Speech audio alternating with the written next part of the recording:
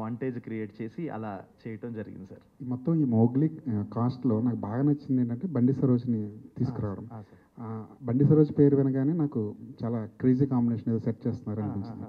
కానీ ఈ ప్రాసెస్లో, షూటింగ్ ప్రాసెస్లో మీకు బండి సరోజ్ గారికి మధ్య కాస్త గ్యాప్ వచ్చిందని, మీ ఇద్దరికి మధ్య పడట్లేదని చెప్పి బయట మీడియాలో కొన్ని కథనాలు, అది ఎంతవరకు నిజం?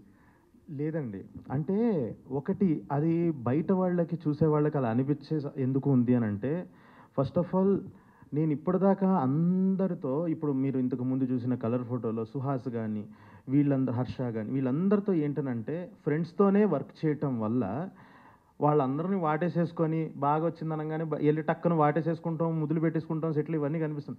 ఇప్పుడు కూడా నాకు ఒక 2 years ఆఫ్ రోషన్తో జర్నీ వల్ల అవ్వంగానే ఆ కైండ్ ఆఫ్ ది కనిపిస్తుంది.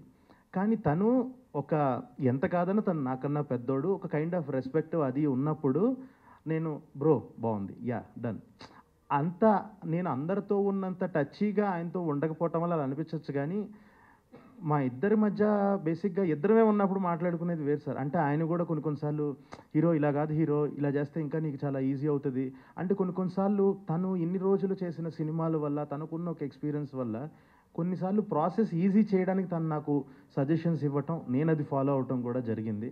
సో డిస్టర్బెన్స్ అన్నది ఏం లేదు సార్, అస్సలు లేదు.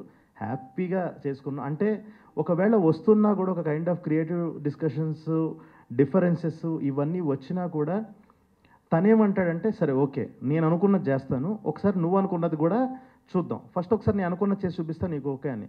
సో ఒక 2-3 సార్లు తను అనుకున్నది కూడా ఓకే అని ఉన్నాయి. కొన్నిసార్లు లేదు బ్రో ఒక్కసారి నా మాటని చేద్దాము, ఇది చూడండి సూపర్ ఉంటుంది అని అంటే, అవును హీరో నువ్వు చెప్పింది చాలా బాగుంది, ఈ లెవెల్ ఆఫ్ డిస్కషన్లు జరిగాయి తప్ప డిఫరెన్సెస్ వచ్చేసి అంతేమీ లేదండి అసలు. ఫస్ట్ సినిమాకి నేషనల్ అవార్డు తీసుకున్న ఒక డైరెక్టర్ నెక్స్ట్ సినిమా 5 ఏళ్ళు వెయిట్ చేయడం అన్నది కరెక్టేనా అంటారు? ఎందుకంటే మీలాంటి డైరెక్టర్లు ఫాస్ట్ కరెక్ట్ కాదు సార్, అసలు కరెక్ట్ కాదు సార్, నాకే కరెక్ట్ కాదని తెలుసు. అదే సార్, అంటే మీ దగ్గర పంచలేయకూడదని నిజంగా గ్యాప్ ఇవ్వలేదు సార్, వచ్చిందంతే. సో పరిస్థితుల వల్ల.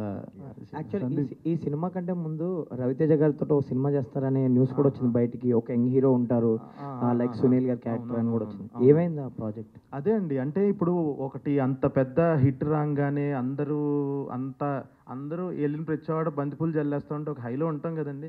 అసలు బడ్జెట్స్ మైండ్లో పెట్టుకోకుండా, అంటే అప్పటి వరకు ఎంత నేను నా స్ట్రెంగ్స్ అయినా రూటెడ్గా ఉండటము, ఆ కథలు అలాంటివి చేసుకుంటూ అదేంటనంటే బడ్జెట్స్ చాలా రియాలిటీకి చాలా దూరంగా ఉన్నాయి అప్పుడున్న పరిస్థితులకి. 2023లో ఆ టైంలో నేను దాని మీద అంత ట్రావెల్ చేసిన తర్వాత అప్పుడున్న పరిస్థితులకి ఆ ఓటీటీ మార్కెట్ సడన్గా డౌన్ అవటం, సడన్గా రైజ్ అయ్యి డౌన్ అవటం, ఇలా అన్నీ చాలా ఉన్నాయి సార్ ఫ్యాక్టర్స్. దానివల్ల ఇంకొక ప్రాపర్గా డెసిషన్ తీసుకొని ఓకే ఇది ఈ టైంలో కరెక్ట్ టైం, కరెక్ట్ చేయటం కరెక్ట్ కాదు అని చెప్పి నేను ఇమీడియట్గా మూవ్ ఆన్ అయిపోయి, సో రవితేజ సార్తో కూడా డిస్కషన్స్ జరిగినాయి. అప్పుడు ఆయన కూడా అదే అన్నారు, సరే ఓకే రేపు మళ్ళీ నువ్వు వెళ్ళి చేసుకొనిరా, నాకు కొన్ని కమిట్మెంట్స్ ఉన్నాయి, ఈ సినిమా మాత్రం వేరే వాళ్ళతో చేయకు అని అంత చెప్పారంటే చాలా మంచి ప్రాజెక్ట్ సార్ అది. కానీ పరిస్థితుల వల్ల అలా అయ్యి మళ్ళీ ఒక రియాలిటీకి వచ్చి నేను టక్కున ఇది స్టార్ట్ చేసి ఈసారి మనం ఫస్ట్ కథ చెబుదాం, ఒక అద్భుతమైన కథ చెప్దాం అని చెప్పేసి రాయడం స్టార్ట్ చేసింది. ఆల్ ద బెస్ట్ అండి విశ్వప్రసాద్ గారు. Sir all the best for